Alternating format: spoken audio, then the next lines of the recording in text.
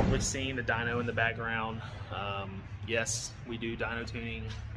We tune everything in-house. We tuned this car to the 522 horsepower, and we tuned the old 2JZ car ourselves. And we've been tuning for 12, 13 years. Just haven't always had a dyno. So anyways, we opened up Dyno Mobile Tuning in June of 2020 during the pandemic, and it's paid off. It's great. It's been a great adventure, and it's really excelled our hobby. We've been able to get a bunch of customers in and tune cars and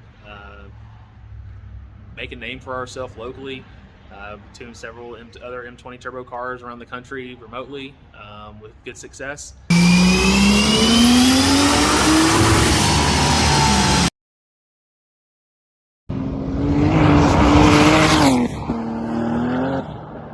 And so if you guys are interested in seeing dyno videos, you want to see what we do here, post up in the comments, let me know. I'll be happy to share all the content that we have for our dyno setup.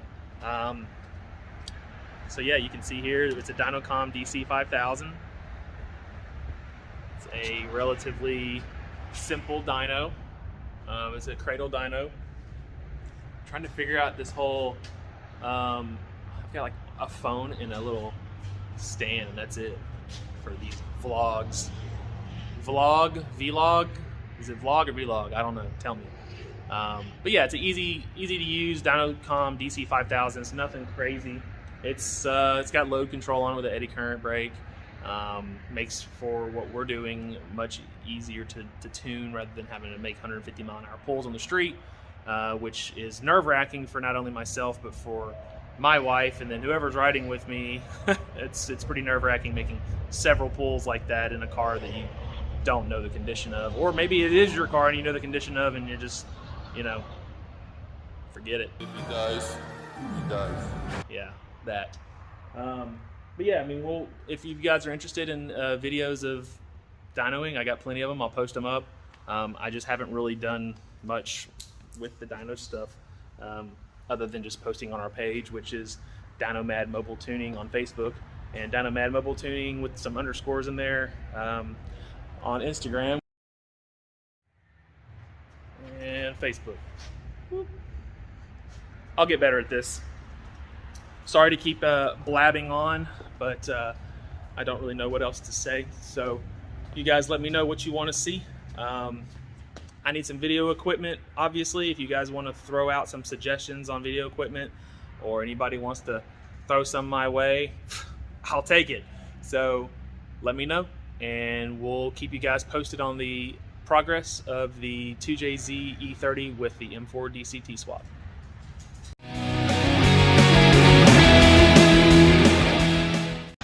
I don't think it's gonna fit, bud. Yeah.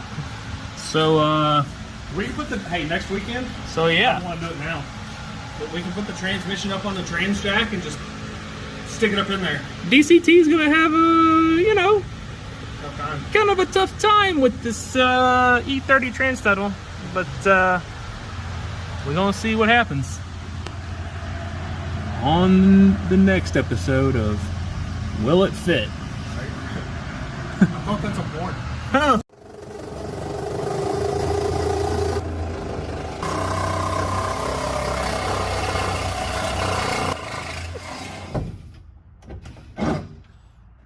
Is it over yet?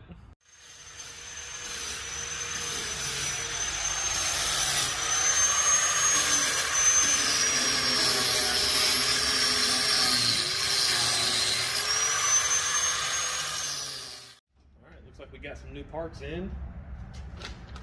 Got some bar stock from the McMaster car. What we did is we ordered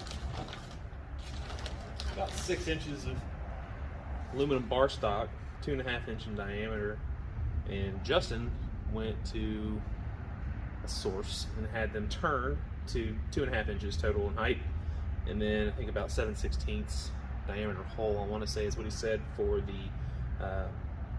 the hardware. And then, you know, of course he beveled the ends of it, make it all nice and pretty. Of course it's still in raw format, raw material, but we're going to test these out and see if they are the right height, and we will go from there. We're probably going to end up putting a little poly, probably 1/8 inch thick poly spacer on here, just to kind of give it a little cushion, so when the motor, you know, torques, it kind of has a bit of play and it's not completely solid, at least on the mounts, the feet that sit on top of it. So subframe will sit here, mount will sit there, we'll put that little cushion on it, and that should help with a little bit of the dampening and probably get us right at the exact height that we need to be at, because these are 2.5, the other ones that are in there are about 2 5/8, but we did compress it down a little bit more, so these might actually be perfect. Might not need a spacer. We'll find out here in just a minute. So yeah, there's that. We got those this morning, and then I've got some other stuff for the intercooler. I'm going to try fitting the intercooler today and see if I can at least get it in there where we can make some mounts and have the silicone hoses positioned in the right spot. So we'll see what happens. You know what I do all the time that's super annoying? Raise the car up and leave the parts on top of the car. Idiot. Well,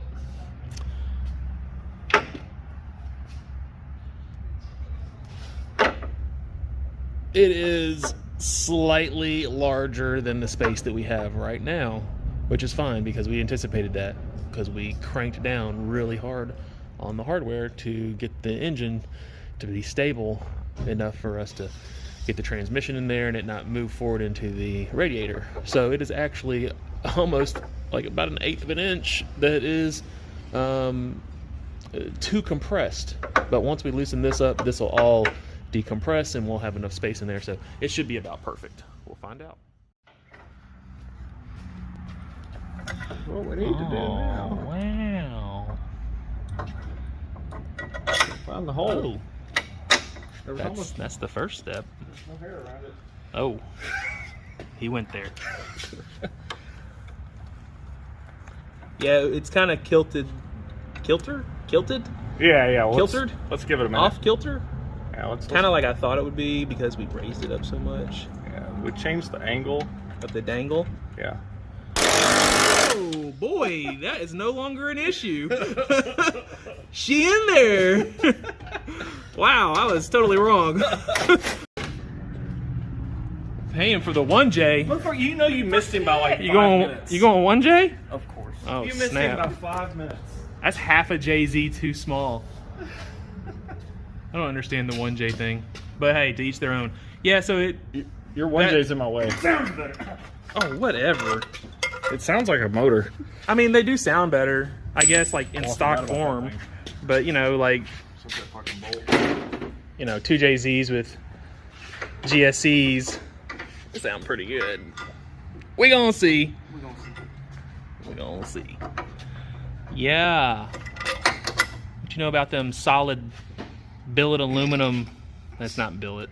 Yeah, it was. Yeah, I guess it was billet. At yeah, I one mean, point. just because I didn't machine the OD of the stock material, so this was we bought a 6-inch piece of 2.5-inch 6061 aluminum. We cut that shit in half, and then chucked up each piece separately and cut it down to 2.5 inches and put a 7/16 hole in the middle of it. Yeah, no, I didn't skim the diameter because that's a waste of time. Thank you for that, Justin. Yeah, you know, we're trying to get to work here. The technicalities here. Yeah, it is billet. Of course it's billet, but you know, just because it's not pretty doesn't mean it's not fancy. That's it. All the vibrations. Oh. Feel the vibrations. So, you know, Gotcha. somebody once said there's good vibrations. That's what I was just saying. You wouldn't believe how close this radiator fits. I mean, it is like super close to the crank. We've got a piece of cardboard in there to kind of keep it from hitting the fins and whatnot with our ATI dampener.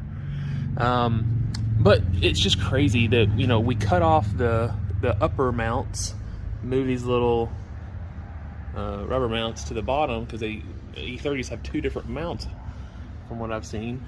And it just almost perfectly fits on there. I think what I'm going to do is I'm just going to cut into here a little bit and make it to where this lip will sit down in that spot right there. And then on this side, I think I'm just going to end up cutting this down to where this sits flat on there because there's a bit of a space. We'll just cut that down, and then it'll sit perfectly flush on there, and we'll put some mounts up top somewhere to hold it steady, and I think we'll be good to go. So today I'm going to try to fit this intercooler in here. This is a TR12C from Treadstone, 3.5 inches thick. I don't believe that this one has been used on an E30 yet, mainly because of how thick it is, and just the overall size of this thing is huge. But what I liked about it was that the end tanks and the inlet and outlet are right almost perfect where they need to be to go underneath the headlights. Now, it is almost perfect. There's some trimming that we have to do down here, which we've already started, but we've got to finalize it on both sides to be able to get this thing to sit in.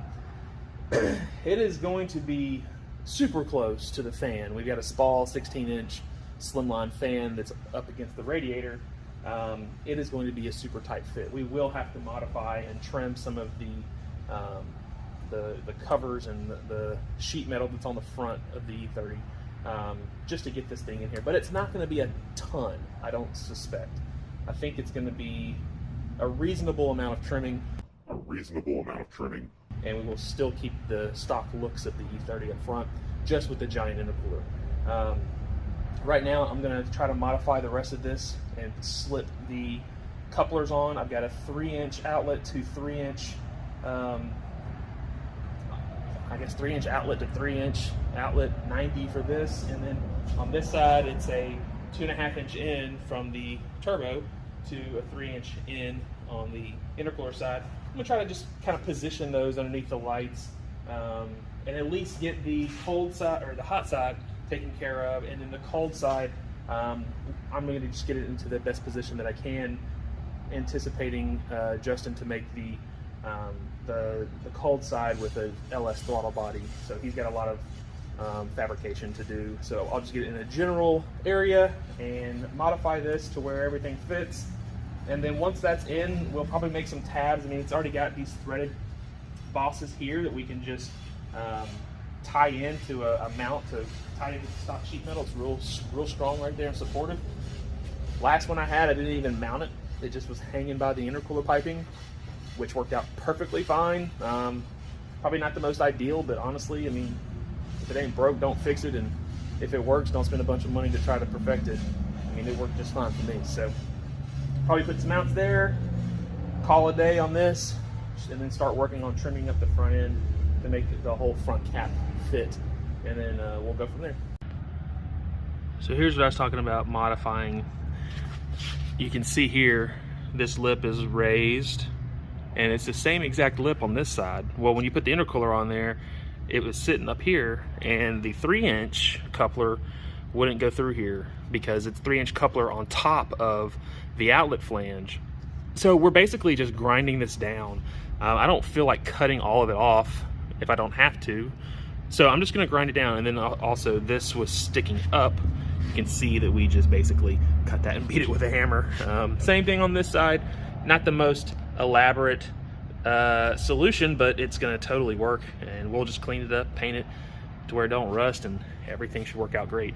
Here's that 16-inch Spall fan. You can see how exactly it fits. I mean, it is absolutely perfect on this Griffin radiator.